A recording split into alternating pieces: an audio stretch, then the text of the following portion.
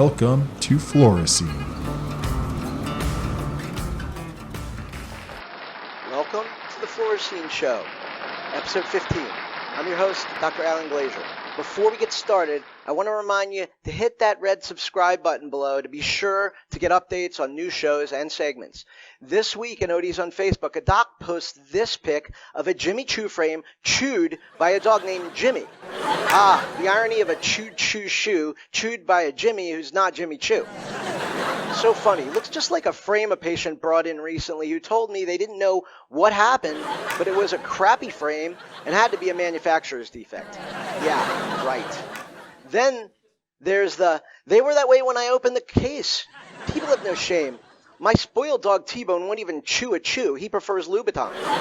Apparently, he can taste the difference.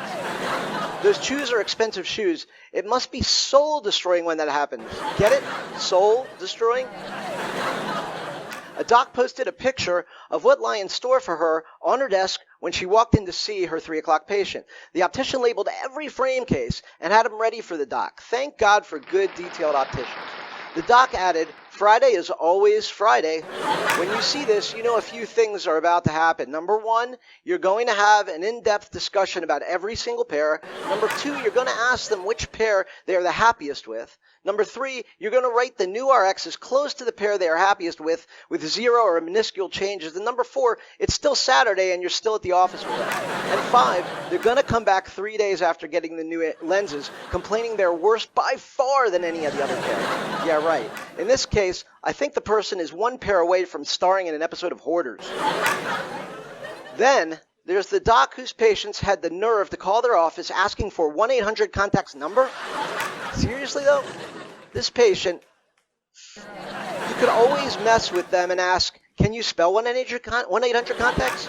Or tell them it's 1-888-CONTACTS. Or better yet, they seem dumb enough to fall for you giving them your office number, answering it 1-800-CONTACTS, and taking the order. I mean, it's not just you. This patient probably also checks prices in the dollar store. I'd answer with, try calling 1-800-PET-MEDS and ask for the contact lens department. Let me guess, this doc got the call from the electric company asking if the refrigerator was running. They better go catch it. Remember that one? Then there's the classic patient face palm-worthy question. If I wear these glasses too much, will they hurt my eyes? Crazy how they don't even think about the fact that we're in the business to help people, right? What passes as evidence for some people I'll never understand, like when they say, my sister's eyes got worse when she got her first glasses, or my eyes were fine until I started wearing your glasses. Yeah, thanks. Okay, make an appointment because you can't see, then blame us for helping you see? The logic or lack thereof is constant source of amazement for me. I mean, the Earth is the third planet from the sun, so technically we're all third world countries, right? The optometric irony of irony is that wearing glasses won't make your eyes worse, and not wearing them won't make your eyes worse, so maybe those patients are right? Best comment in the thread was, trust me, I wouldn't prescribe anything that would put me at a risk of having to see you sooner than 1 year from now. You can always fire these patients for psychological reasons. They're psycho, and you're logical. A doc had a patient angered because they thought he was retinal mapping all of his patients and stealing their unique retinal fingerprint for nefarious purposes. The doc recommended saying, no worries, this thing steals souls, not identities. Probably a flat earther again. I might mess with them, turn, stare them straight in the eye and say, who are you working for? Or yell to the receptionist, lock all the doors, don't let this one get away. You can just tell them that once their blood vessel pattern is mapped, you can prescribe the correct coatings to block the effects of chemtrails. But seriously, paranoia is a serious issue. If you want to understand paranoid people, try following them around. Reminds me of a joke. 3 conspiracy theorists walk into a bar. Coincidence? A doc asked for help with the glaucoma patient. The dreaded glaucoma. You know when you go into a coma from sniffing glue? Much more rare and severe than glaucoma, and usually a sticky diagnosis. I just hope the doc didn't forget to check his Cadillacs. By the way, was his name Elmer? In any event, it's a good thing to contact these patients with the actual pronunciation. That way, you'll end up bonding with them. Get it? Bonding? No matter. It was a sticky situation for real.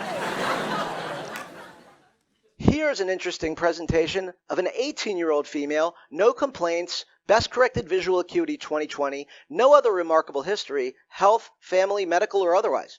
No one has solved it yet, so if you want to take a stab, it's a fascinating presentation. Search the hashtag TFT, and it should be towards the top, and chime in. Now, a doc gets a call from a patient who can't get their contacts out, as the patient is having a LASIK enhancement soon and lives too far away from her current eye doc. She asked if the doc could help her free of charge without any evaluation. The doc wisely told her to go to the LASIK center that did the surgery. And we all know, if you did look at it, it wouldn't be a stuck contact because 99% of the time, it's the patient tugging at their conj and the foreign body sensation that follows. As one doc succinctly put it, dollars to donuts, she's trying to remove her cornea. Seen it more than once. Patients don't realize from our perspective anything, including how serious any things could be wrong with them. A herpes simplex keratitis, someone who unknowingly pulled their own flap off. I used to be a people person, but people ruined it for me. Ain't got no time for that. Then there's this. I know it's the internet, and you can't believe everything you see, and I want to believe it because I've seen lots of cake face smashes on ridiculousness and America's Funniest Videos, and I love when that happens, but this really happened. Ouch. And some baker just got served with a major lawsuit. Here's someone who will never complain about air puff tonometry again. Well, that's it for this week on ODs on Facebook. We've got a great show for you today. Two very influential academic leaders. We welcome Dr. Howard Purcell, industry legend, currently president of my alma mater, the New England College of Optometry, and Dr. Jenny Coyle, who served as dean of Pacific University for over 11 years and is currently dean of the Marshall B. Ketchum Southern California College of Optometry. We have our first showing of a new segment, Retina Rocks, a group of optometrists and ophthalmologists who share great cases in their blog and on their Instagram at retina.rocks. Dr. Andrew Steele presents a fascinating case of neurosyphilis. And Dr. Ed Boshnick is here, a specialty contact lens thought leader, demonstrating the therapeutic ability of a scleral lens on a pretty messed up cornea and more. So pour yourself something, as long as it's not fluorescene on your patient's white shirt, kick back and enjoy this week's Fluorescene show.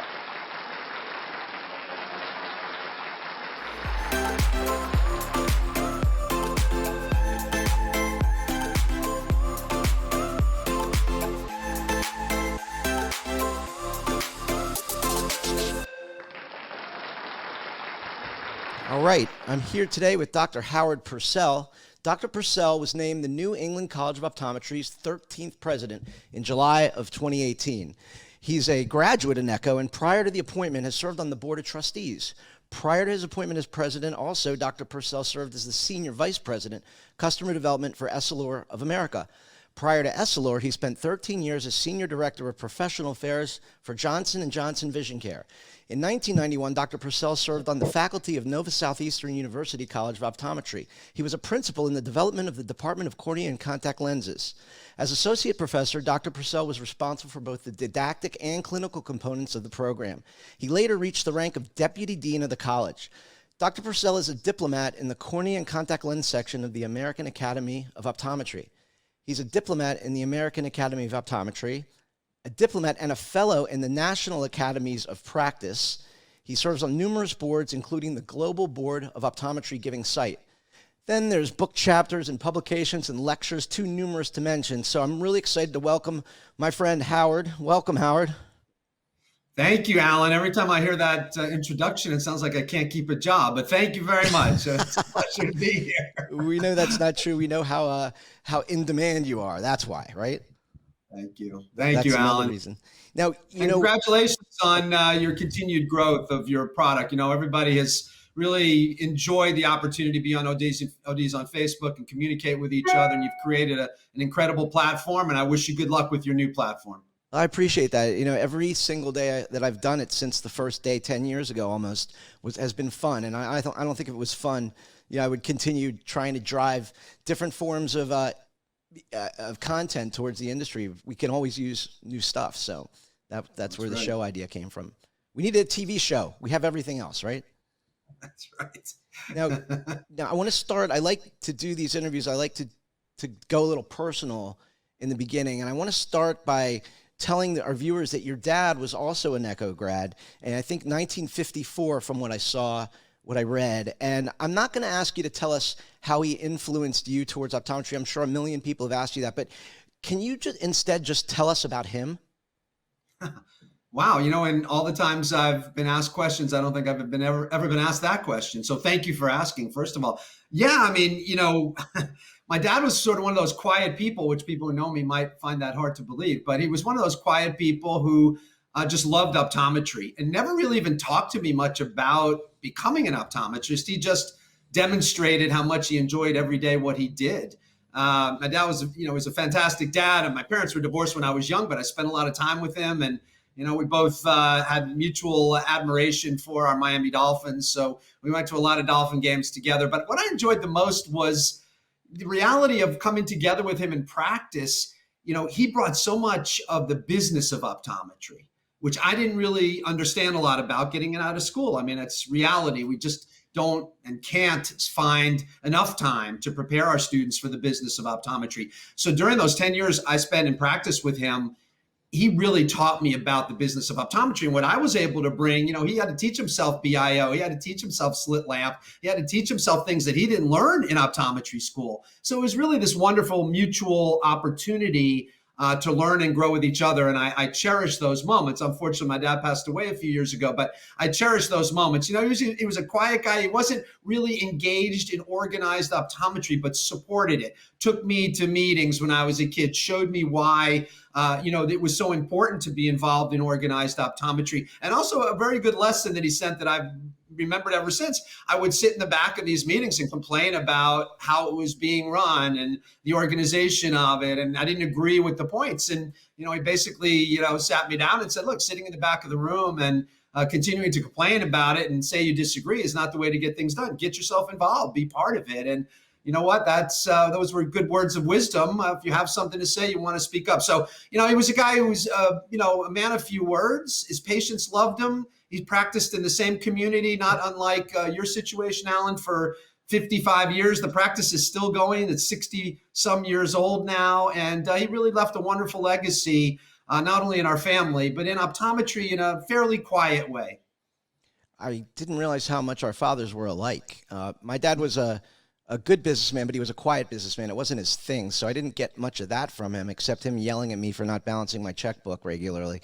But he also, he was happy with what he did. He loved what he did, and I didn't even consider optometry till later. But our family summer vacations were spent at optometry conferences. So right. I mean, I didn't, truthfully, I didn't think I was going to be an optometrist. Some people who know me know the story, but I'm a drummer. I played drums. I was going to do my thing, play drums, Miami Beach at the time when I was growing up, which is where I grew up. The strip there with the fountain blue, the Eden Rock. I mean, it was happening. I was working every night playing my drums. I thought, this is great. I got money in my pocket. I'm going to be a drummer. And it's kind of a funny story, but my father influenced me in a subtle way to encourage me that, you can always play your drums, but maybe having a profession might be a good idea. So I will always appreciate that. He did it in a unique way, but I will always appreciate that. Well, we can make an analogy. You went to the beat of a different drummer instead, right? Or you're drumming your students. Yes. Not a lot of people know this, or maybe they do, but I am a NECO, proud NECO grad, and when I heard that you were appointed president, I know how I felt. It was overwhelming to know that someone that, first of all, I knew it was a great choice for them. Second of all, I know you personally, and I was really excited for you. Tell us how you felt when you were appointed president.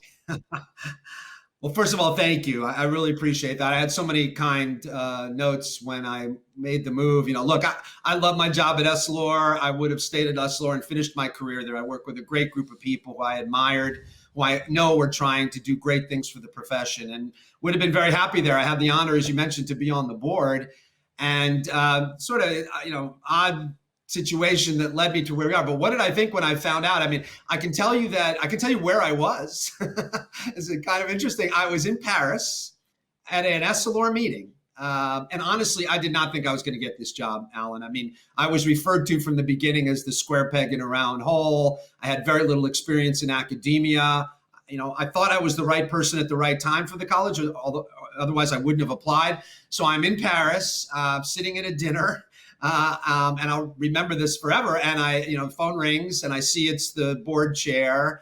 And it was around the time they were going to make the decision. So I excused myself from the table. I walk outside. I'm literally looking at the Eiffel Tower. The Eiffel Tower is in front of me. Oh my God. And I hear this person say some words in my ear that I never would imagine. To be honest, my initial reaction was emotional.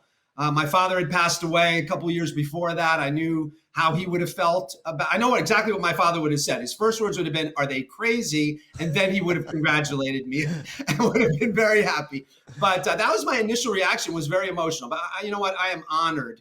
The fact that I have the trust of our alums and people like you to carry the college forward. You know, I never would imagine we would have been in a pandemic, to be honest with you. No one could have imagined that. But I have a whole new appreciation for the academic world, for what our faculty, our administration, and all the schools and colleges do. They work so hard to make sure we prepare the future of this profession. And their jobs are incredibly hard. Think about it. You know, when my dad went to school, it was a 4-year program, Alan. When your dad went to school, it was a 4-year program. It's still a 4-year program today, but the curriculum is obviously, and in a wonderful way, his scope of practice has expanded so much. But I really admire these faculty. You know, we tease faculty, oh, you become a faculty because you can't be a practitioner or something of that nature. These people are so committed to our profession, so committed to the future of our profession. I am in awe every day of their efforts.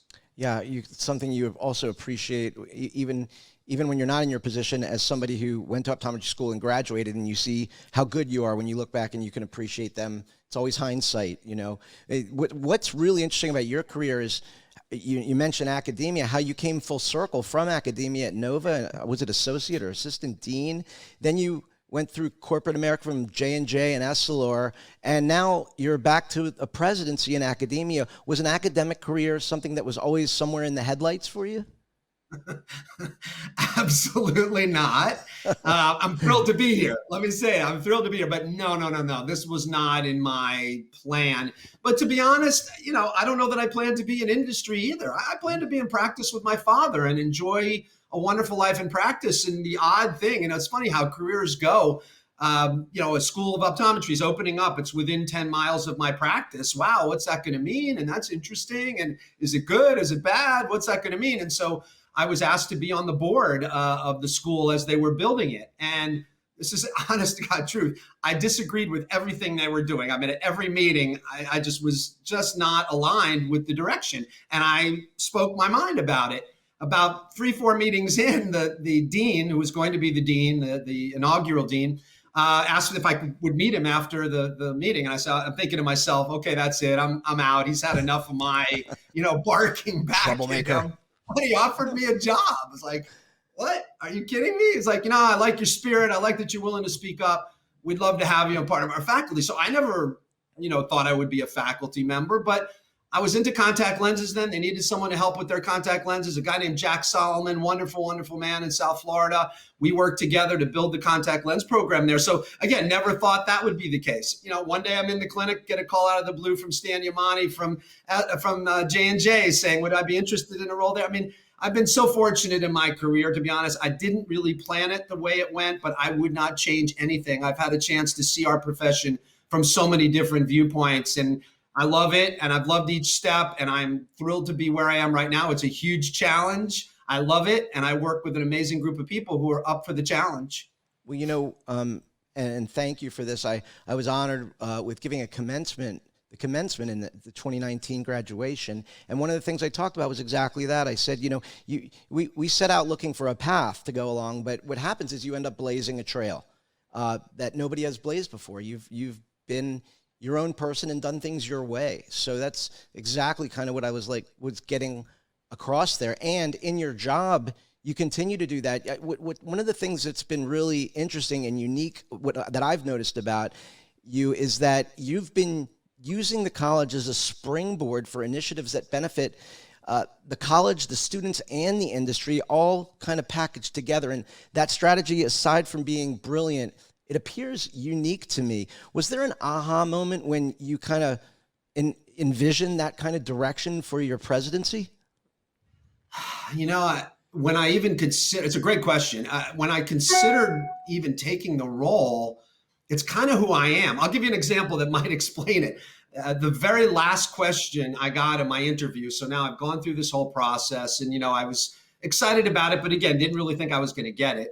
And there were some wonderful candidates for it who had a long experience in academia. But so the very last, I'm sitting there with the board. It's sort of the last interview and almost the last question. So the last question is, so Dr. Purcell, you have been described around here as sort of the square peg in a round hole for this job. How are you going to round off those squares and, fit in that round hole? And so, you know me, Alan, I mean, and I should add the caveat, I was very happy with my previous role, so I could be very honest here. I wanted them to really know where I was coming from. So my answer was, if that's what you're looking for, I'm not your person. And I looked around the room and saw, I remember calling my wife saying, don't worry, we're not going to have to move to Boston because I think I pretty much sealed the deal here.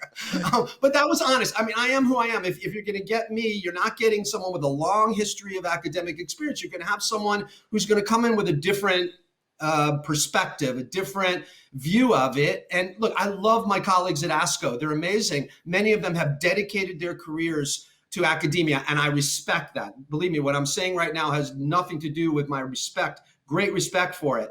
But I hope my colleagues in ASCO also think it's a good thing here and there for us to bring someone from who isn't a lifer academic, who can bring a little different perspective to the table. And perhaps it's refreshing, at times perhaps annoying, but maybe on other times refreshing, I hope.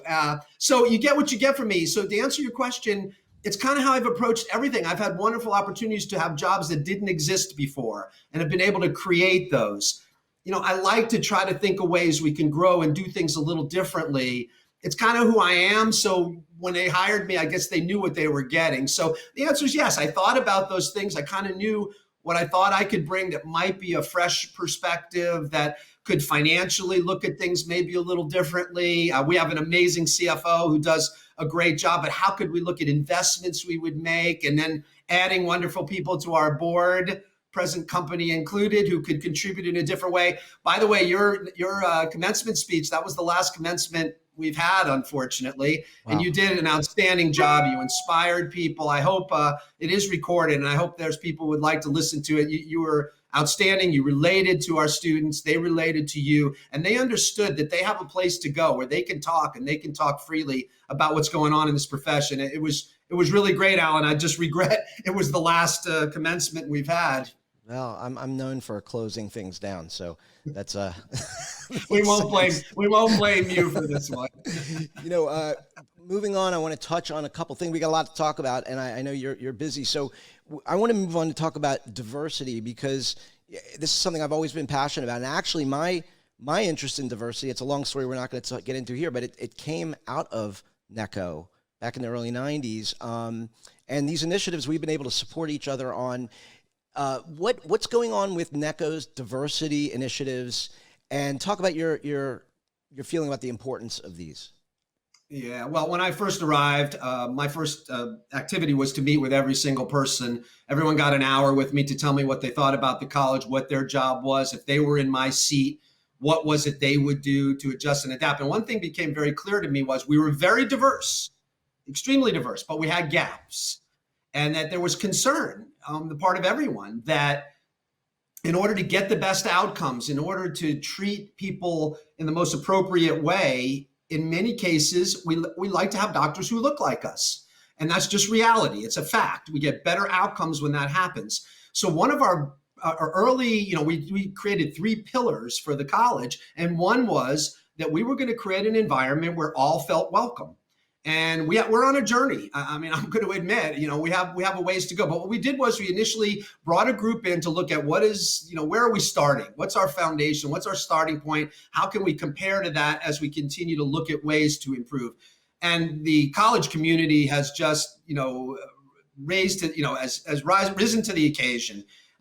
Just so many activities that are going on. I couldn't even begin to tell you, but let me highlight a few. We've created an external and an internal committee.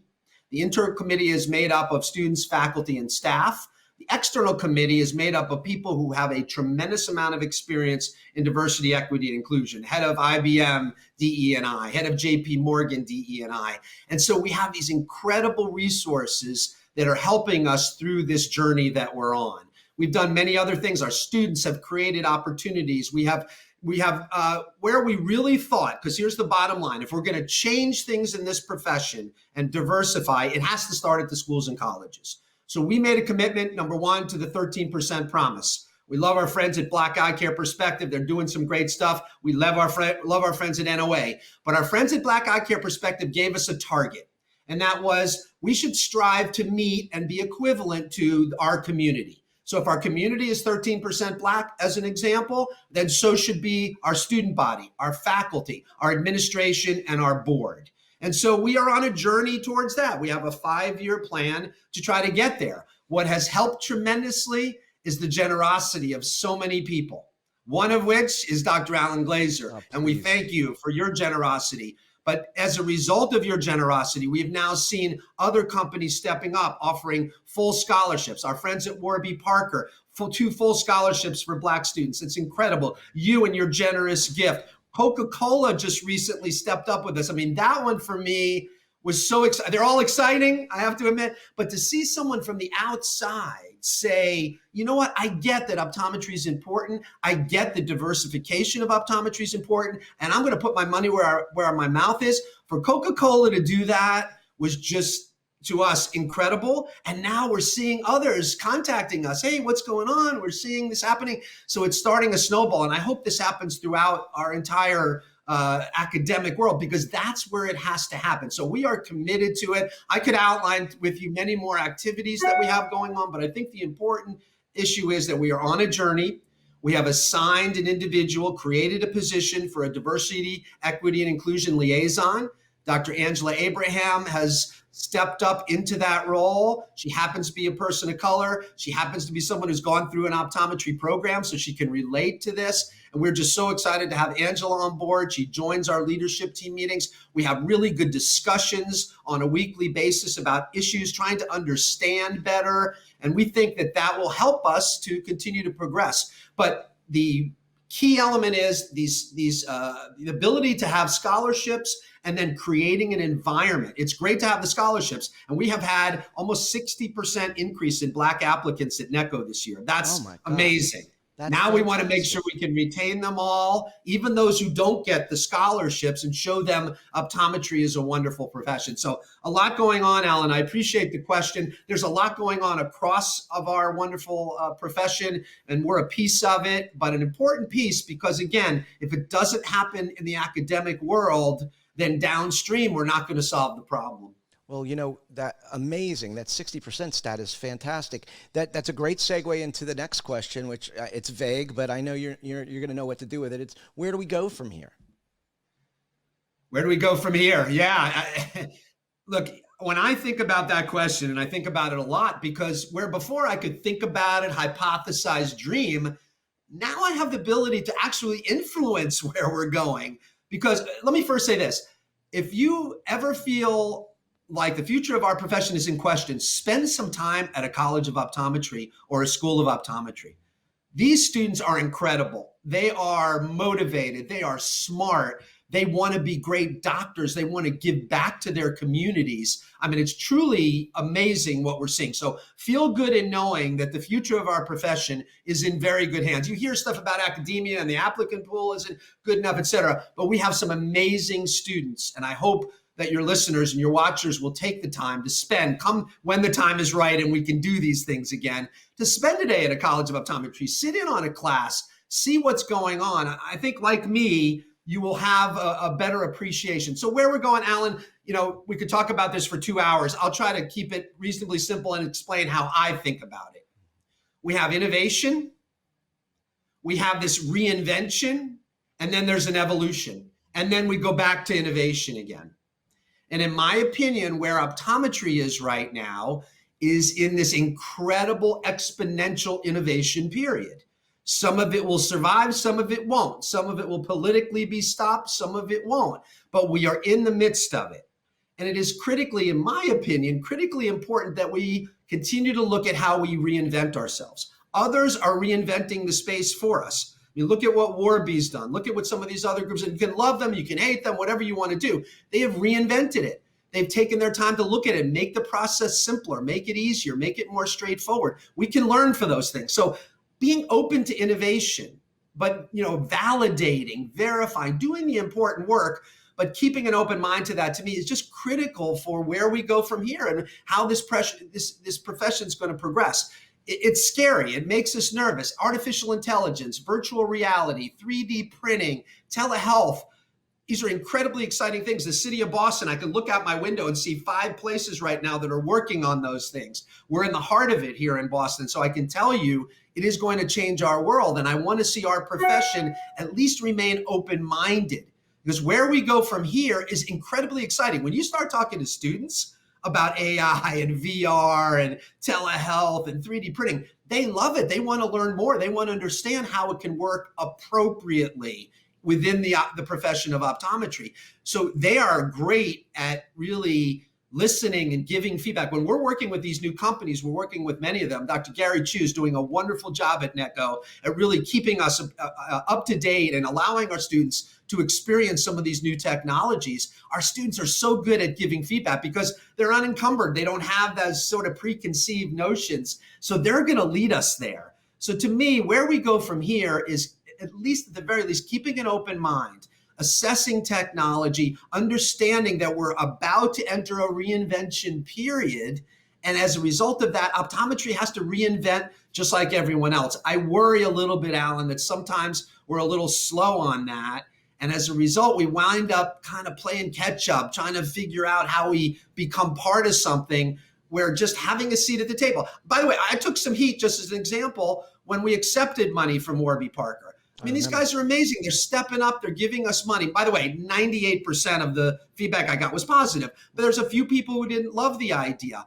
But listen, but consider this now. You know, we can sit at the table with Warby Parker. We can talk to them. We can give them our perspective on things. They're amazing. Purcell Lau is the optometrist there. Just as one example, he listens. He wants to hear, and they're trying to do things that do continue to support optometry and support the profession. So having a seat at the table is important. We need to do that. Where we go from here is having a seat at the table, being open-minded to innovation and technology, because we are about to enter a reinvention period in optometry. We better be prepared for that. And I hope the schools and colleges, as well as the profession, will be prepared for that.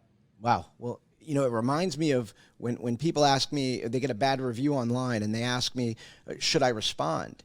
And my answer is, if you let other people tell your story for you, you're going to be living that story. You have to tell your own story. And I think optometry sounds like it's in that position now where with all these innovation and all these companies that we can work with, we can choose to work with and better ourselves that way, or just fight it and end up, you know, having them tell our story.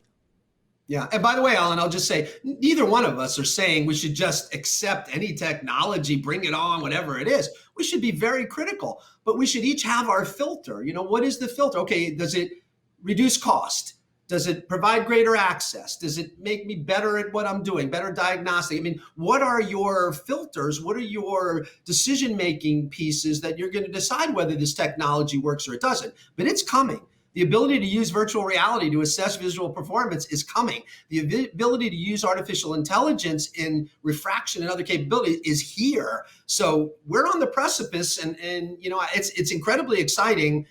I just want to make sure, we all want to make sure that optometry has a seat at the table. I agree.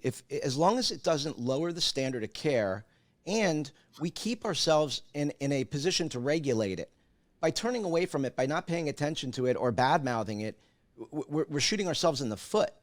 So, you know, we need to be there to be in control to regulate it, I think, as well. I agree. Now, I'll give you an example, even in telehealth, which I get into a lot of discussions with a lot of people, leaders in our profession on the telehealth side. You know, our opinion on telehealth is there's still validation to be done and required.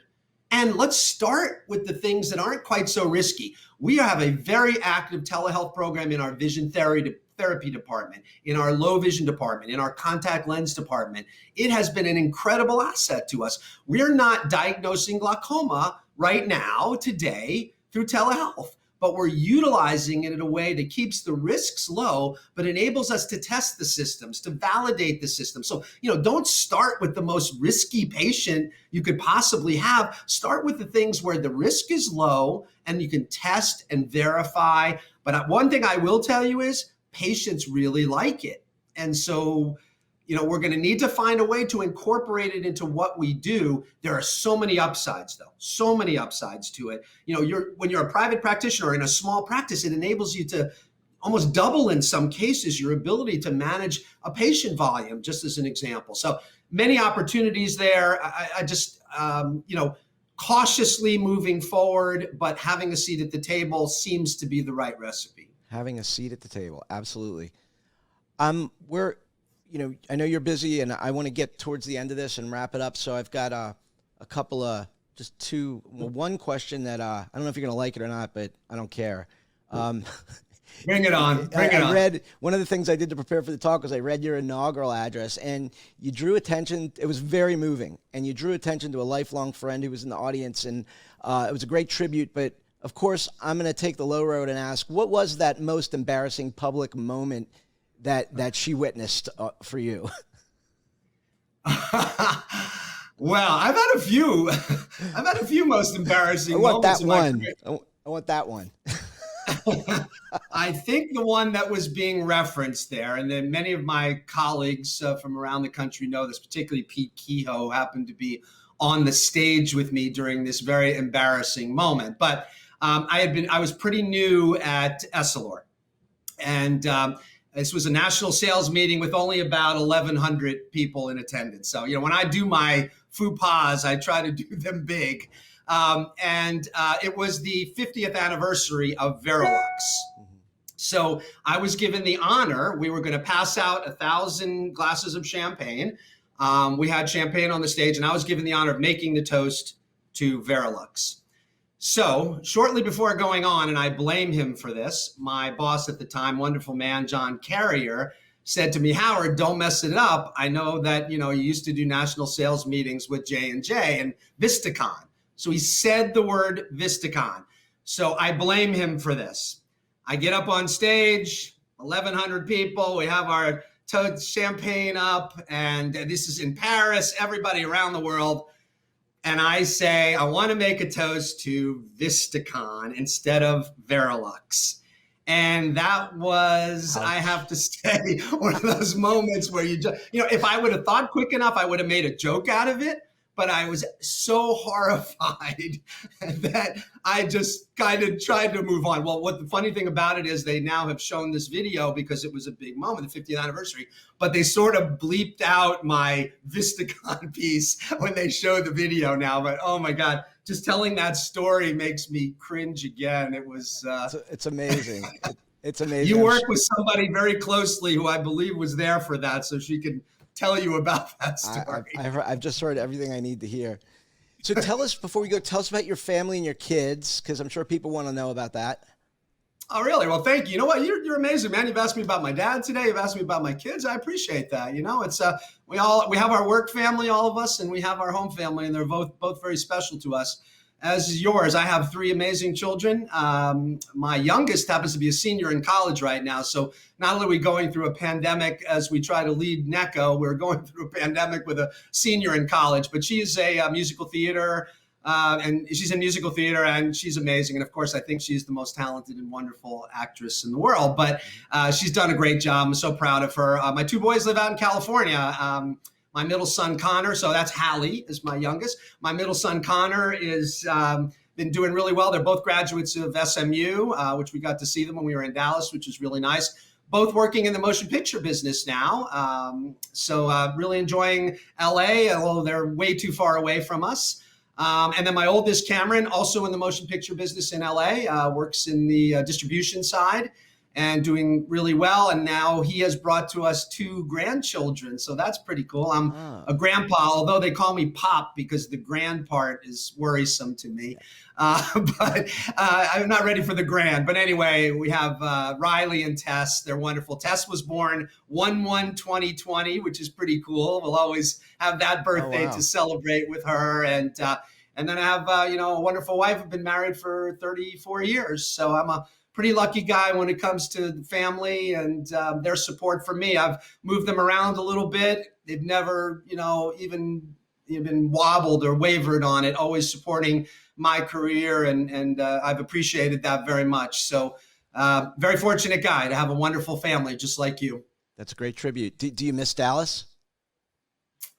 There are certain things about Dallas we do miss. Obviously, half of my time in Boston has been during a pandemic, so a little hard to make direct comparisons. We love the change of seasons in Boston. We have so many wonderful friends in Dallas. We enjoyed our time in Dallas so much. Being part of the Essilor family was an honor for me, and giving me the opportunity to contribute the way that they did.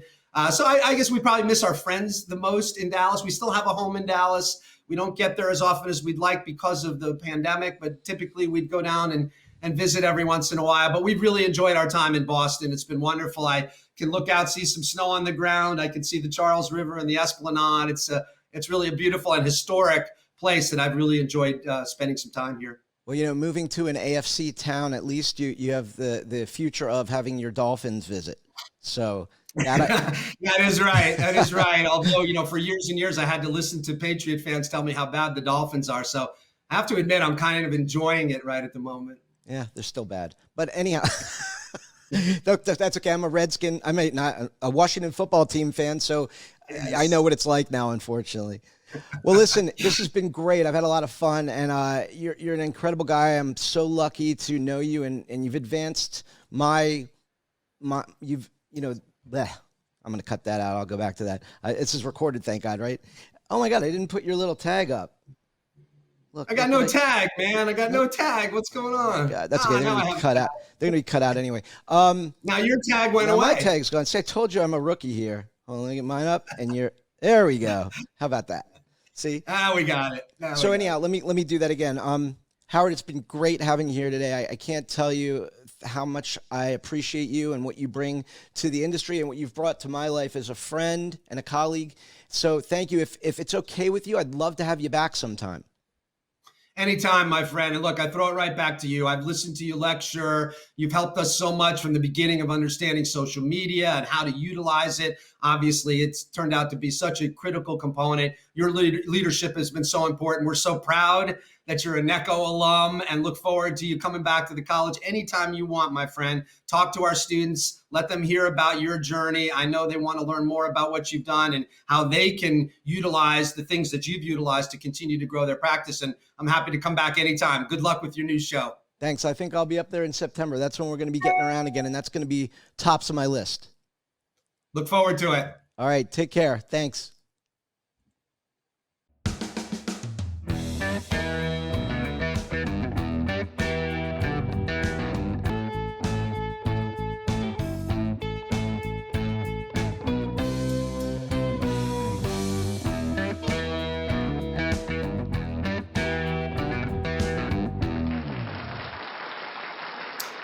Hi, I'm Dr. Andrew Steele with Bennett & Bloom Eye Centers in Louisville, Kentucky.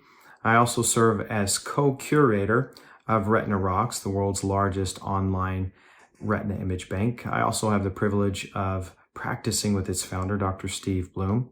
I wanted to share a case with you today that we shared on Retina Rocks Instagram page a few months ago, but I had the opportunity of managing this case from beginning to end, so hopefully I can offer some insight for you. So let's get started.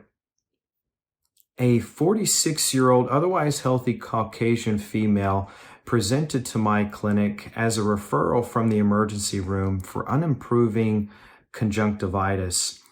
2 weeks prior, she noted that her vision in each eye, but far worse in the right, was getting fuzzier, and she was having an increase in pain and light sensitivity.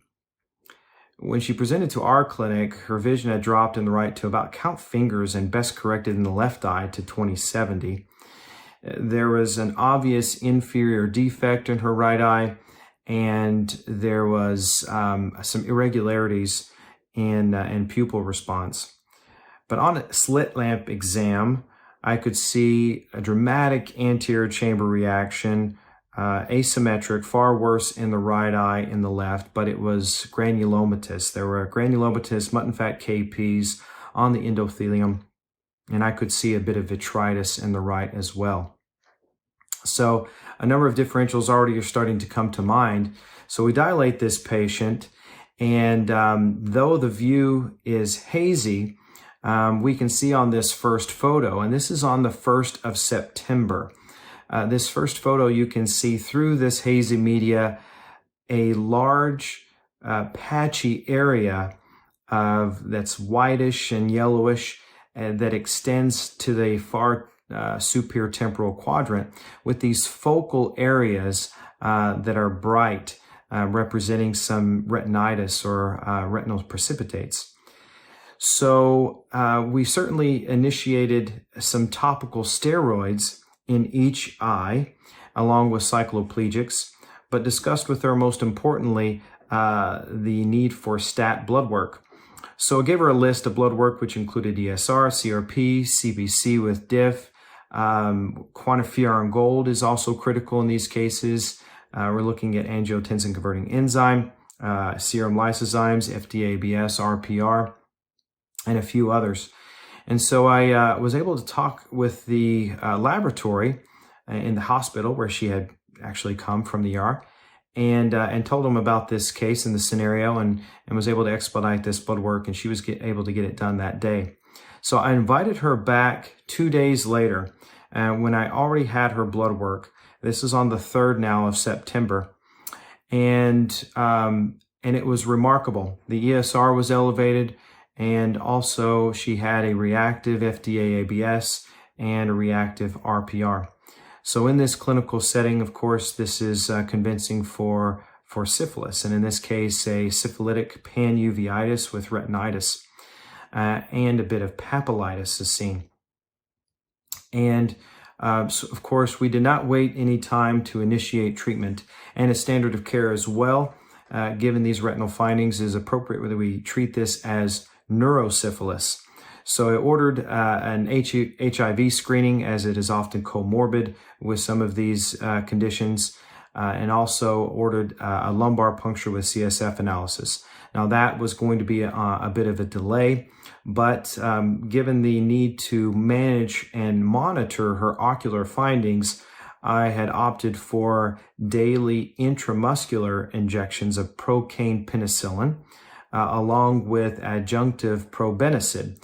Now, probenecid is an oral pill that I had her take 2 grams daily. That's 500 milligrams QID. And it's a drug that is used in chronic gout, and it affects the excretion. Actually, it lowers the excretion of the penicillin, increasing its efficacy. Now, this is one of the options. Also, as standard of care, it would be appropriate to do intravenous penicillin, but that often requires that the patient is impatient. And this was the ideal scenario for the patient to have daily intramuscular injections. So she was able to initiate that day, and I invited her back even the next day, that afternoon, where she had already received her second injection. And here on this second photo, you can see already an improvement there in the retinitis, and that superior patch is fading pretty quickly. The vitritis is still pretty dramatic, but her symptoms are improving. Her vision's not improving much at this point, but she is encouraged. At this stage of the game, given that she had been on about 48 hours of treatment, and given her ocular findings, I found it appropriate to initiate oral steroids. Now, there's not exactly a standard of care with this, but the literature suggests that 40 milligrams of oral steroids can be helpful in these cases. So I started her on 20 milligrams BID of oral prednisone, and then watching her closely. So you can see from some of these subsequent photos, her vision or her vitritis is improving a little bit. The retinitis is essentially fading away. And by the 22nd of September, where she had completed her course of intramuscular penicillin over about 2 weeks, there was a dramatic improvement in both comfort and in vision. She was about 2,200 at this stage, but she was very encouraged with the course it had taken. In the left eye, as you can see, the findings are almost absent, and her anterior findings in the left eye had almost resolved. But the anterior uveitis in the right was remaining, so we kept her on aggressive topical steroids and still aggressive cycloplegics. So you can see other and subsequent visits. On the 14th of October, we've got an Arnafel. We were able to see just a little bit of papillitis left, but her vision had improved even greater and we were able to correct her to 20/40 in the right eye at this stage and 20/30 in the left eye. This last photo that we have here was on the 4th of December, and in which she had maybe just a little bit of vitritis left and maybe the traces of anterior cell left. Now, she was starting to develop a little bit of PSC at this stage in the right eye, though she never had any kind of IOP spike, thankfully, given that we had her on aggressive topical steroids. She was able to keep the IOP down. So this highlights a few important things here. First, on how we treat neurosyphilis, and that when we see these findings in the retina, it is appropriate we treat it as such. But also how we can manage this from beginning to end. We know that syphilis is the great imitator, the great masquerader, and even though panuveitis is very uncommon in the case of syphilis, this has to be on our differential, and especially in the case where there is granulomatous findings. So hopefully you found this interesting, and this patient is going to be continued monitored by us, and she actually has a follow-up with me here pretty soon. But we'll keep you updated possibly on Retina Rocks on how she's doing. So feel free to reach out if you have any further questions about this particular case. Thought we'd just give you a brief summary of how this all worked out and seeing some of these dramatic improvements over serial Optos images. Thanks for your time. I hope this was helpful, guys. Bye-bye.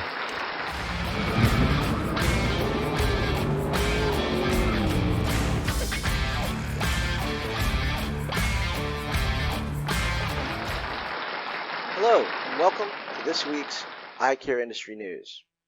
In contact lens and myopia control news, Johnson & Johnson Vision launches Acuvue Abiliti, a lens that claims to address the growing prevalence and progression of myopia in children.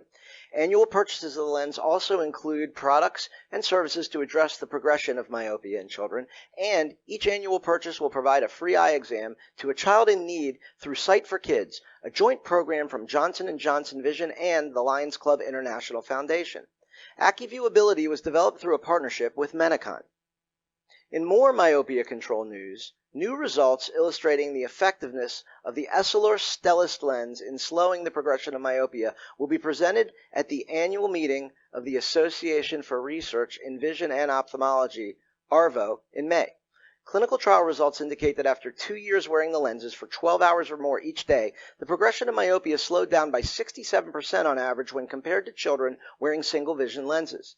The study results indicated that 2 in 3 children who wore Essilor Stellest lenses did not need a prescription change after 1 year. In dry eye news, researchers conducted a retrospective case series study to assess the impacts of lid debris debridement and meibomian gland expression on extracellular matrix metalloproteinase 9, or MMP9 levels, and clinical outcomes of moderate and severe meibomian gland dysfunction. 24 patients, or 48 eyes, with moderate and severe meibomian gland dysfunction had 1 session of lid debris debridement using the BlephX combined with meibomian gland expression. Lid debris debridement using the BlephX in combination with meibomian gland expression improved clinical findings. Subjective symptoms, meibomian gland activity, and ocular surface MMP9 levels in patients with moderate to severe gland dysfunction. They recommend BlephX combined with meibomian gland expression for lid debris debridement as an effective clinical method for treating moderate to severe meibomian gland dysfunction. In retinal news, researchers at University of Wisconsin-Madison have made new photoreceptors from human pluripotent stem cells. However, it remains challenging to precisely deliver those photoreceptors within a diseased or damaged eye. so that they can form appropriate connections. Research groups have developed a micro-molded scaffolding photoreceptor patch designed to be implanted under a damaged or diseased retina. This electron microscope image of the new scaffolding for growing and implanting retinal cells shows the ice cube tray-shaped reservoirs that hold the cells and cylinder-shaped holes in the bottom layer, which provide channels for maturing photoreceptors to make contact with a patient's retinal tissue. Photoreceptors grown from stem cells pack into the ice cube tray-shaped scaffold to guide their development and implantation in patients' eyes. In more retinal news, joint research carried out by Moscow Institute of Physics and Technology scientists and Harvard researchers have presented retinal cells that can integrate directly into the retina. This is the first successful attempt to transplant ganglion cells derived from stem cells in a lab setting. The scientists managed not only to grow neurons, but also transplant them into the eyes of mice, achieving the correct ingrowth of artificial retinal tissue. According to the authors, these cells have successfully existed inside mouse retinas for 12 months now, which is a significant period for the species. Scientists confirmed that they were able to receive signals from other neurons in the retina. However, the ability of the cells to transmit signals to the brain has yet to be assessed with absolute certainty. According to the scientists, this technology is around 10 years from being ready for use in clinical practice. In more retinal news, MitoChem Therapeutics announced that the U.S. Food and Drug Administration has granted orphan drug designation status to its lead compound MC16 for treating of retinitis pigmentosa. There are currently no approved treatments for RP, hence this is big news. In glaucoma news, many people who develop ocular hypertension did not develop vision loss over a 20-year study period despite being at high risk of glaucoma. Investigators followed eye health outcomes in the ocular hypertension treatment study from 1994 to 2008 in 22 clinics. Data then were collected after 20 years of follow-up or within 2 years of death. The incidence of glaucoma rose steadily over 20 years, with 46% of participants overall developing the condition by the end of the study period. The percentage was higher, 55%, among Black American participants. Only a fourth of participants developed visual field loss in one or both eyes, however. In more glaucoma news, a chemical known to protect nerve cells also has been shown to slow glaucoma in rats without affecting IOP. Published April 13th in the journal Neurotherapeutics, the new study showed that ingesting the compound Citicoline restored optic nerve signals between the brain and eye to near normal level in rats. While the study results confirmed past findings that elevated eye pressure contributes to nerve damage in glaucoma, it also showed that Citicoline reduced vision loss in rats without reducing fluid pressure in the eye. This study suggests that Citicoline protects against glaucoma through a mechanism different from that of standard treatments that reduce fluid pressure. In ocular gene therapy news, a new gene therapy has been shown to protect eye cells in mice with retinitis pigmentosa, especially when used in combination with other gene therapies. The study was conducted at Harvard Medical School. According to the scientists, the findings suggest that this therapy, whether used alone or in combination with other gene therapies that boost eye health, may offer a new approach to preserving vision in people with RP or other conditions that cause vision loss. Their experiments showed that using a virus carrier to deliver a gene called TexNip was the most effective approach in treating the condition across 3 different mouse models. A version of TexNip called C247S worked especially well as it helped the cone photoreceptors switch to using alternative energy sources and improved mitochondrial health in the cells. The team then showed that giving the mice gene therapies that reduced oxidative stress and inflammation, along with TexNip gene therapy, provided additional protection for the cells. Further studies are now needed to confirm whether this approach might help preserve vision in people with RP.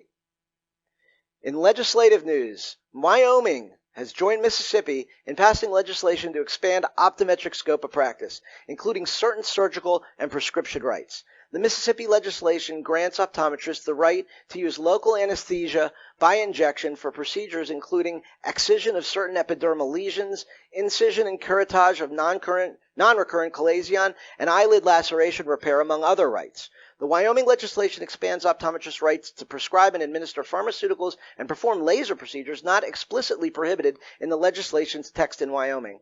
House Bill 0039 was signed into law on April 2nd by Governor Mark Gordon. Congratulations to Wyoming, and thanks to everyone who came together and helped to get this massively important legislation through, specifically the Wyoming Optometric Association. I'm very proud of you. And that's all for today's Fluorescene News. Stay tuned for more of the Fluorescene Show.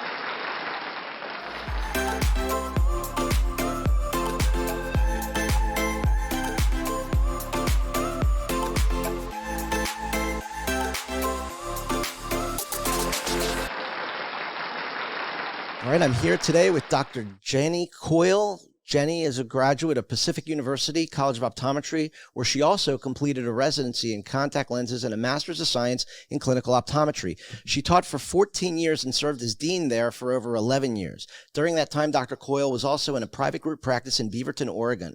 Dr. Coyle is currently dean of the Southern California College of Optometry at MBKU, where she provides strategic leadership for the college as MBKU continues to develop and grow its academic programs. She's also a professor at the college. Dr. Coyle is an editor for Primary Care Optometry News, a fellow in the American Academy of Optometry, and a diplomat in the section on cornea and contact lenses.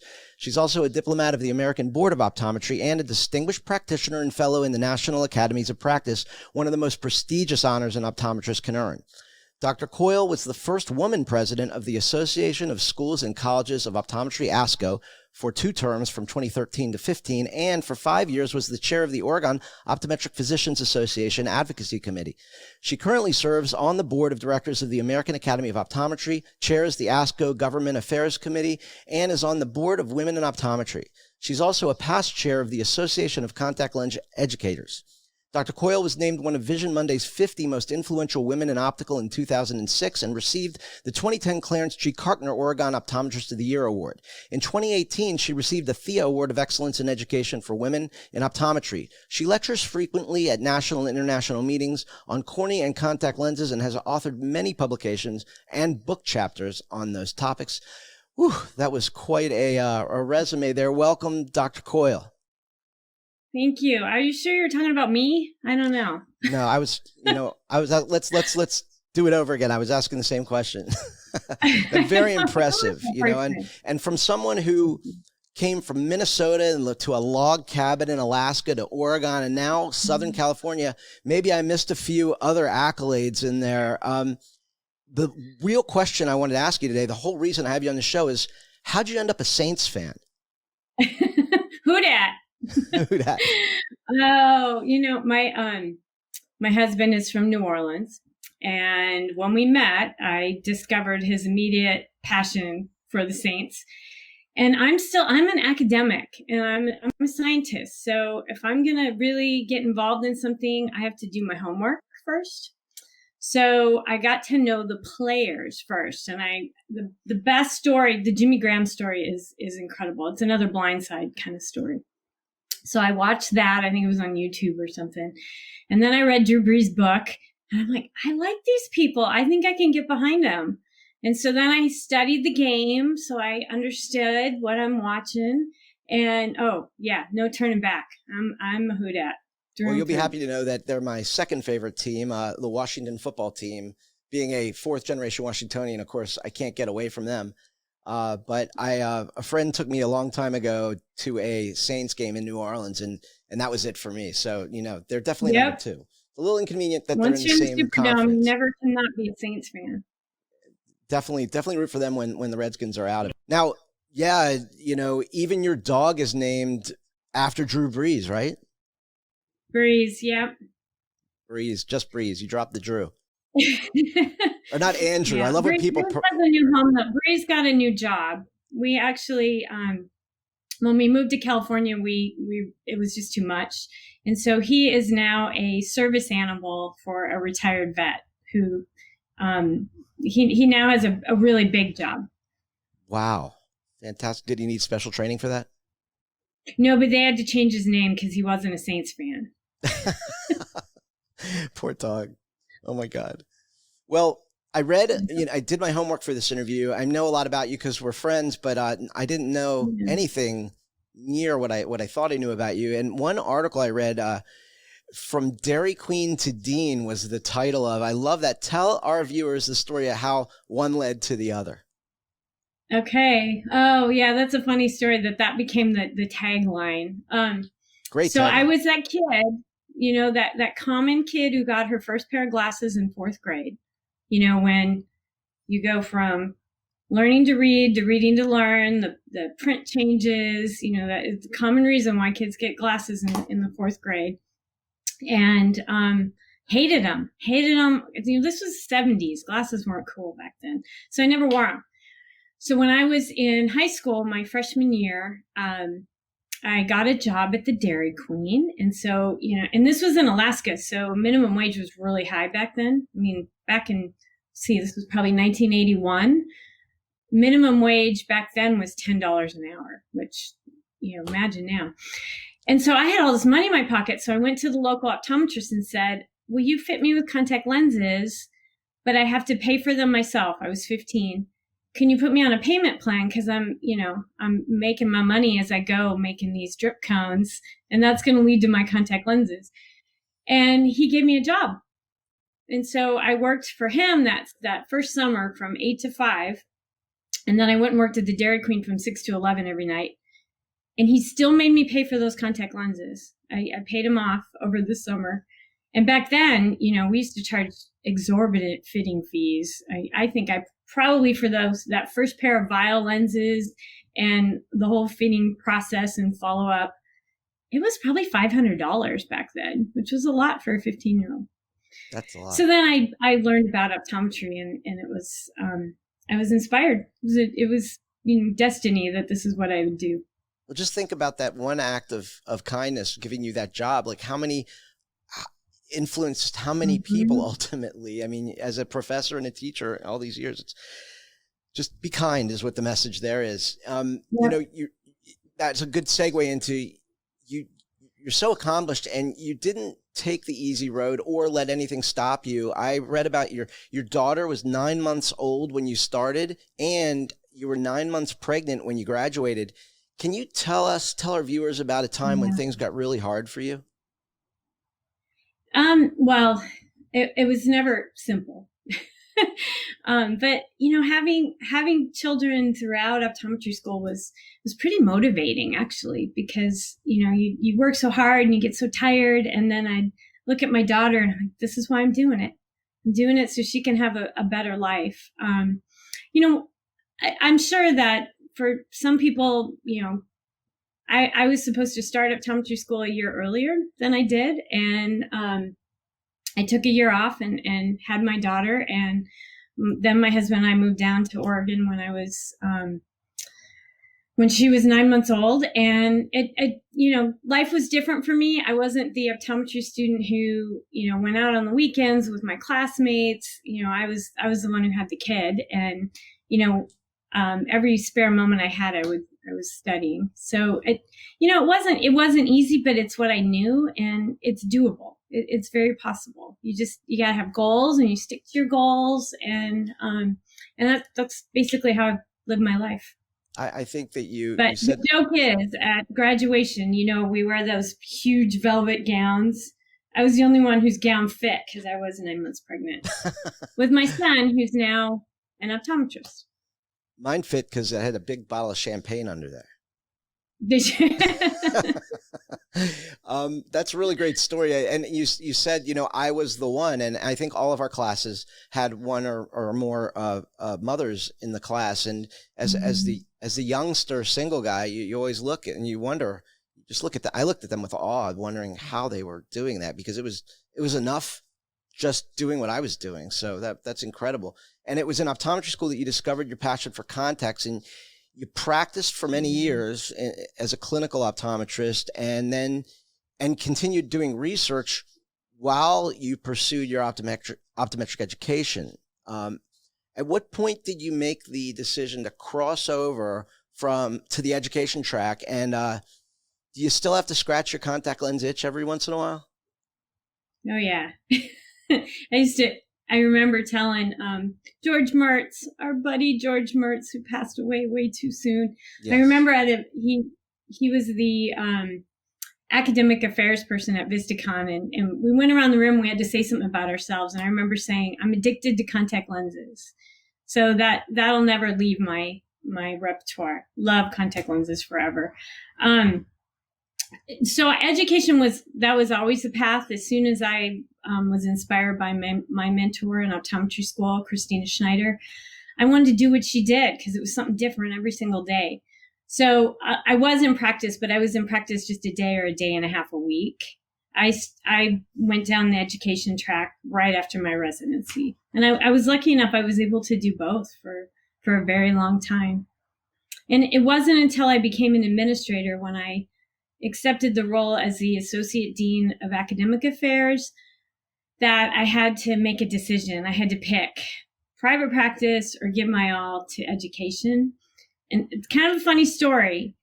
I almost missed a flight to Salt Lake City to do a lecture that I had scheduled, and I had the date wrong in my head. And it was only because the flight was going to be late, and I got a call from Delta Airlines. Oh, your flight is going to be late. And I'm like, wait, that flight's tomorrow. And it wasn't. It was that day. And that's when I knew, okay, Jen, you can't do it all. You got to pick. You got to pick. So either you're going to continue to practice and teach, or you're going to give it all to your administrative role. And I did a lot of soul searching, and I decided I thought the faculty and the students deserved to have my full attention. So that was the path I took, and the rest is history. What I guess you've developed a lot of your philosophies as you move along, because if you just started without any kind of ambition to have an academic career and then you end up in one, what philosophy would you say you use that sets your students up for success? Follow your gut. And if you ever pause and you think to yourself, if I was there and I had to, this was my responsibility, I would try this. That's usually a sign that maybe there's something you want to do, you just haven't identified it. So, I always tell our students, set yourself up for success. So I call it build your professional street cred. So always, do the best you can to take the high road, to take advantage of opportunities when they come your way. Even if you think, I'm not sure that's going to be my bliss, test the waters. You never know. I didn't know I'd be an administrator. I used to say I was the accidental dean. That was not my aspiration. It happened. I thought I'll try it because I was thinking, I'd like to try this strategy for this scenario. And so when the opportunity arose, I'm like, well, I'll go ahead and try it. And if I don't like it, I can go back to what I was doing. So I tell students, first of all, do everything you can to build up your professional street cred by taking advantage of opportunities. Always be thinking about, what could be next? And then don't be afraid to try. That's great advice. I was fortunate to give the commencement address at NECA's 2019 graduation, where I graduated from. And a lot of people I found, a lot of young students I talked to want to know what's the path to success. And, that's because we're used to following this path from a young age to be an optometrist. There's a very clear-cut path of what you have to do. Once you become an optometrist, they're looking for a path to success, but there is no path to success. Everybody, as I said, blazes their own trail. And you do that by trying like things. This. You do that by trying. Never you do that by this. trying things. You do that by making mistakes, and you can't be afraid to try things. And that's all part of risk taking. So very, very important. Yeah. That's great advice. Let's move over to talking about the school now. SCCO at MBKU. Tell us about some interesting clinical stuff that's going on there. Oh, I feel like the luckiest woman alive that I get to be here and part of what's happening in a very young university that is 100% focused on training healthcare professionals. Our mission is to reimagine the future of healthcare education. And that's what we're doing. I get to be at the forefront of innovative interprofessional activities. Right now, we're really focused on ramping up our interprofessional and collaborative practice clinic. We're talking about adding primary systemic health, PA, and pharmacy to even some of our standing, that used to be just optometry clinics. What ways can we integrate collaborative care into those settings? And some of those are out in, areas where there is access to care issues, not just eye care, but also systemic health care. So that we're having those conversations. We're trying to look at, community partners that we can partner with so that we can get to where the patients are that need us. It's super exciting. I've been here now a year and 2 months, and most of it's been COVID. Look, I'm working from home, which I never would have expected when I came to a new university. But we're looking at our mission goals and objectives right now with fresh eyes. We're working on ways that we can weave cultural humility and interprofessional training throughout the whole curriculum from year one all the way to when the students graduate. We're also in the middle of a huge curriculum refresh, and we're looking at our entire sequence, even the structure and the blocks of time that we're using with fresh eyes.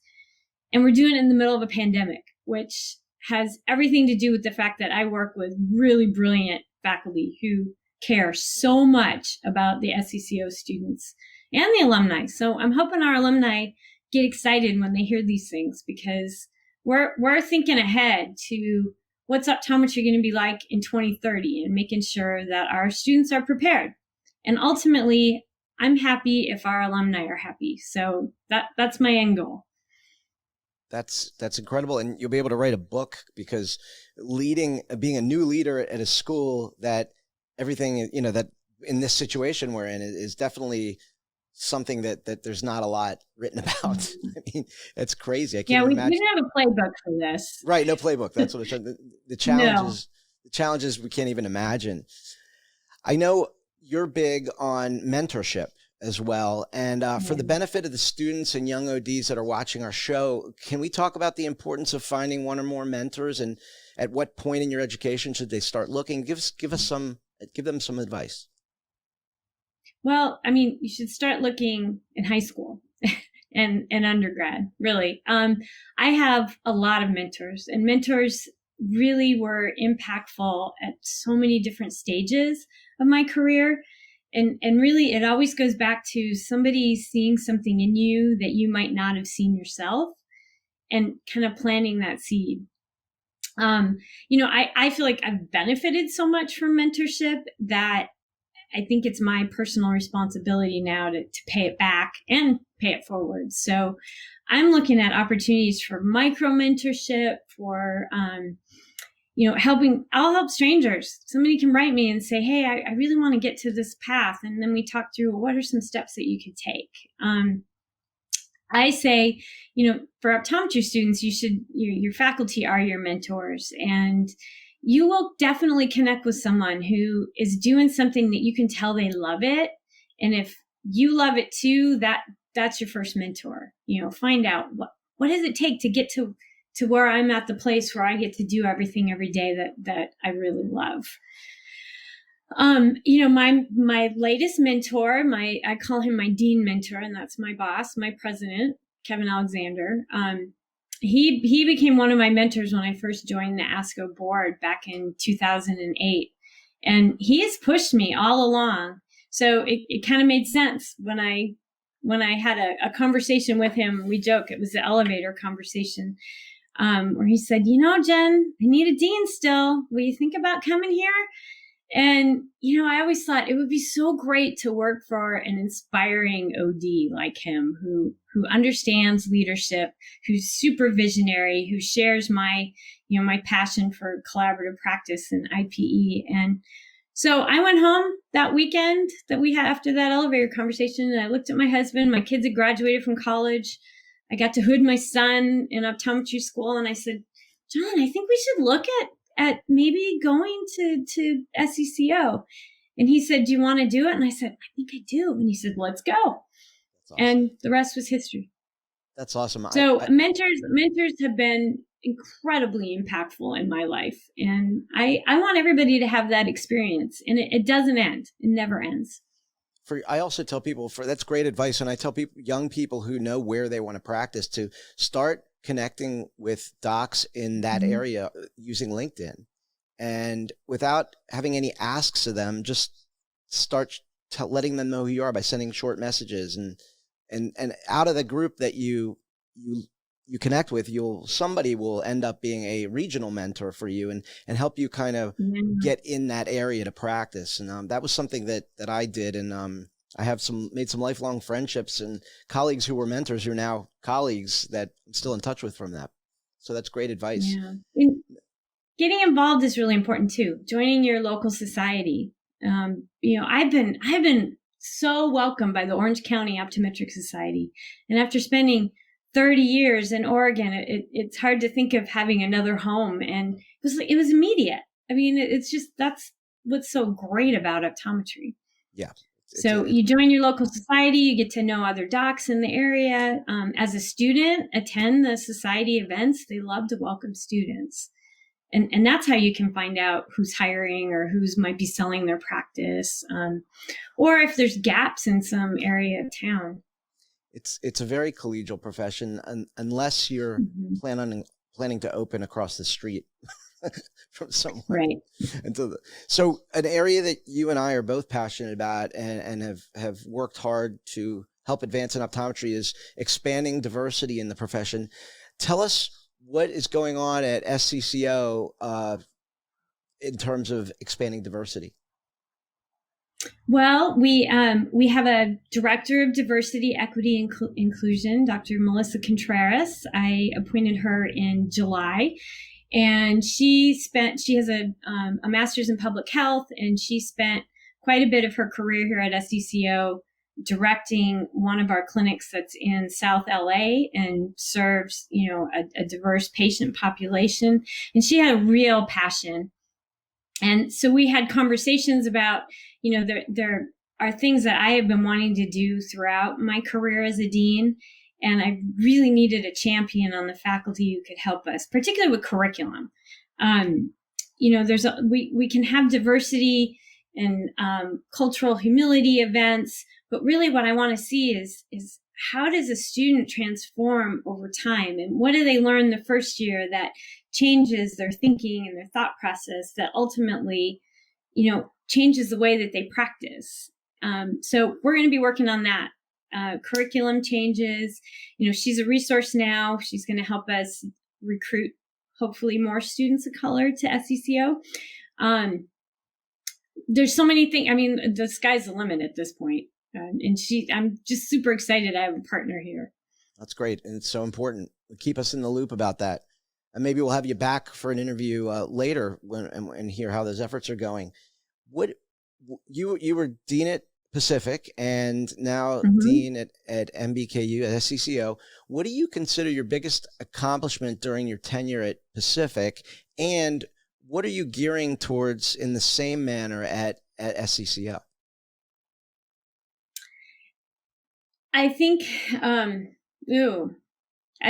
didn't have a single accomplishment. I worked with the team. So I think I would say my biggest accomplishment is I got along with people, and I worked with great people, and I was able to help them build up on their strengths. And we created a culture that I'm really confident is continuing under the leadership of Dr. Fraser Horn. I'm so proud of our dean, my dean now, because I'm a Pacific alumna. He's continuing a culture, and it's a culture of collaboration. We don't make decisions in a vacuum. There's very few things that you got to decide on a whim. You can always pause, get some input, let things marinate, and I'm confident that's continuing. Here, I'm working really hard at invigorating faculty governance and empowering faculty to be as involved as they want to be in the decisions that we make for the future of the college and even the day-to-day experiences. At Pacific, we were very focused on outreach to the underserved and the choices that we made about where we put our clinics and the care that we provided. We provided a really diverse experience for students because we had these clinics strategically placed in different areas in the Portland metro area.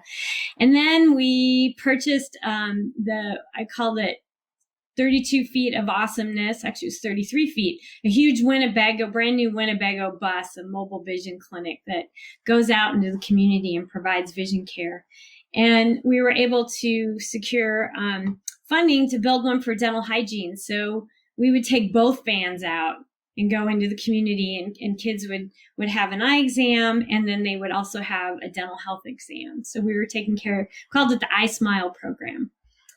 And we're talking about some of our community health clinics here and ways that we can expand the outreach experience. That's just, it's in my blood. Outreach and IPE is in my blood. We're package deals. So IPE and outreach are in my blood. And so, we're having kind of conversations with fresh ideas here about ways that we can ramp that up at SCCO. I They think, already do so much in the community, and I want to be a part of it, and I not only do I want to continue the great things that are going on, but I want to expand it. correct me if I'm wrong. I think if we boil that all down, what you did at Pacific and what you're doing at MBKU is you're changing the culture in a positive way, and there's no better way to leave a legacy than to add value to an organization's culture.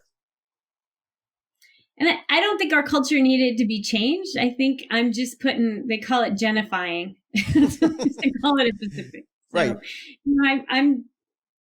I didn't mean I'm excited that I've been able to work with a whole new group of people, and I still get to bring, a lot of the goals that I had at Pacific.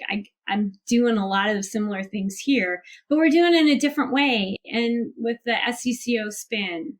So it's not a total culture shift. It's just, I just get to be part of a different culture. Well, it's okay. I mean, nobody was saying that their culture was lacking. So you're just adding to the culture. That's what we'll say. Now we're getting close to wrapping up. I wanted to go back into your personal life for a second. I know that your husband, John, right?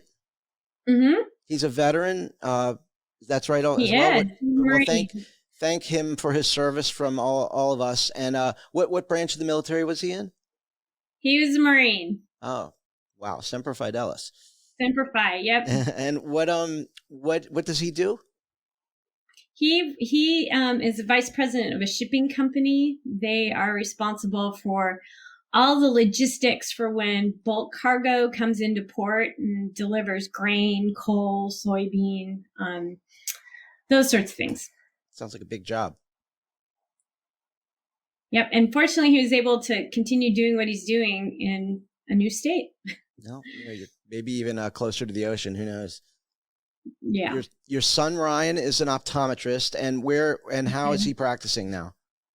He works for Eye Health Northwest in the Portland metro area. He completed residency at Baskin Palmer last year, and then went back home to Oregon and was able to find a job in a busy ODMD practice. Fantastic. That's a great residency there as well.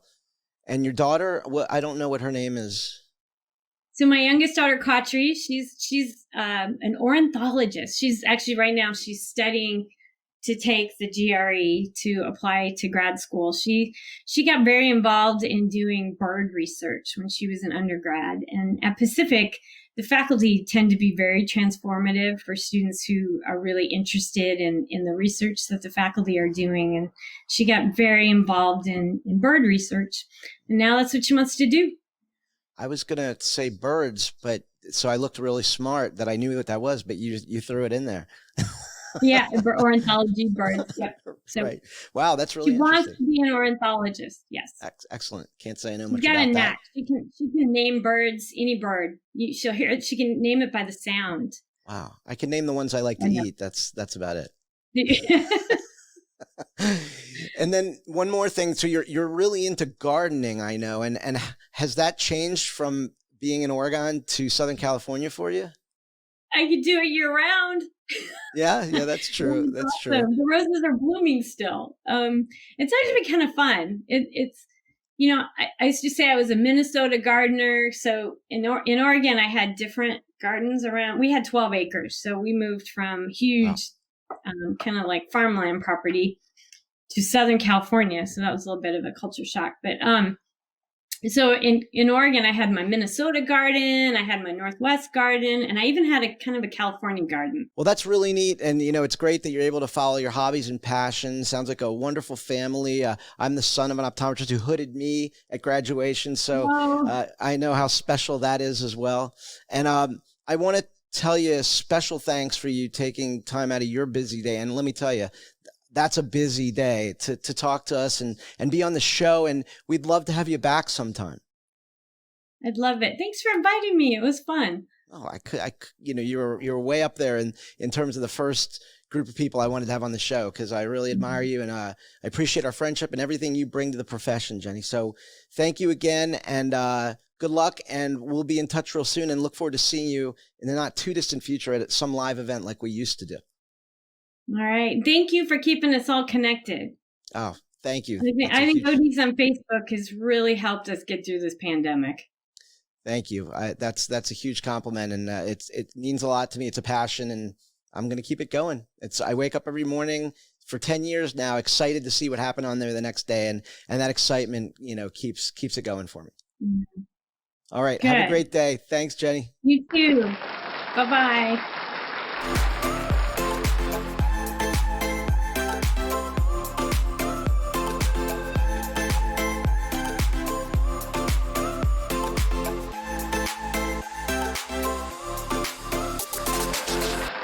Hi, I'm Dr. Ed Boshnick of Miami, Florida. I have a specialty contact lens practice, mainly focusing on scleral lenses. And I'm just going to discuss the therapeutic ability of a well-designed and well-fit scleral lenses. I'll present a few cases, and let's just see here. So the first case I'm going to present to you is a woman who's around 58, 60 years old, had an acoustic neuroma, and 20 years ago she had brain surgery to remove the tumor. The result of the surgery is she could not close her eyelid, upper right. She had leg ophthalmos of the upper eyelid. And we started fitting her with a scleral lens about 6 months ago. And this is her eye when she first appeared. With the, you can barely see her pupil. And then we took an image with the keratograph. You can see the scarring and the dry, irritated area. We started fitting with a scleral lens, and about a month into it, here, referring ophthalmologist decided to try oxygenate. And she was on a short-term regimen for about a month or so, and she wasn't getting anywhere with that. And we continued on with the scleral lens. And this photo was taken about 4 or 5 months after the first photo was taken. Her visual acuity, when she first came in, best corrected, someone was around 2200. And when we finished with her, you can see the pupil here. With her scleral lens, she was seeing 20/20. And this is the keratograph image, also taken around the same time. Still some staining, but greatly minimized. So let's see. Oh, this is the OCT image taken of that eye when I first met her. And you can see the scarring here, the overgrowth of tissue under the scleral lens. And here, about 5 months later, it's gone. And this is topography of this patient.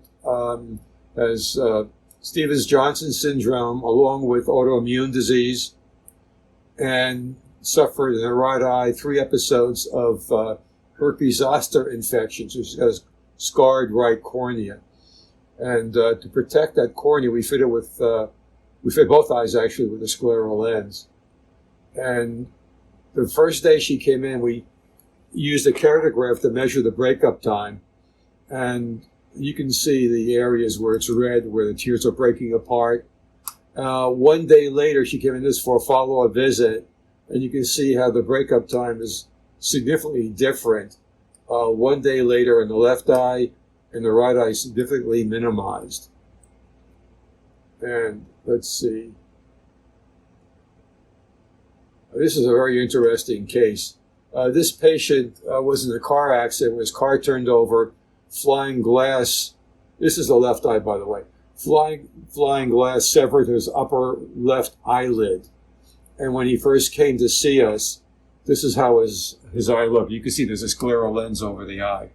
You can barely see the pupil, a lot of inflammation, scarring, and so forth. And we work with them over a 3-month period. I saw this patient virtually every day. In the beginning, the first couple of months, he slept with the lens. And he would come in the morning and take the lens off, look at the eye, put the lens back on. After about 10 weeks, this is how the eye looked. You still see the scleral lens, but now you can see the pupil, and you can see a great reduction in the inflammation and the neovascularization. So from again, 10 weeks, this picture was taken after this photo was taken. And here's a patient who developed a corneal ulcer, keratoconic patient, developed a corneal ulcer, unknown origin. It took a number of months for this eye to clear up, but we fitted with a scleral lens. And again, this photo was taken around 10 weeks later, and you can see how the cornea looked initially when she first presented, and in this, with a scleral lens on, you can see a great reduction in the inflammation. Her vision was significantly clearer, and that's pretty much it. The purpose is just to explain to my colleagues that a scleral lens is really medically indicated for significant corneal issues.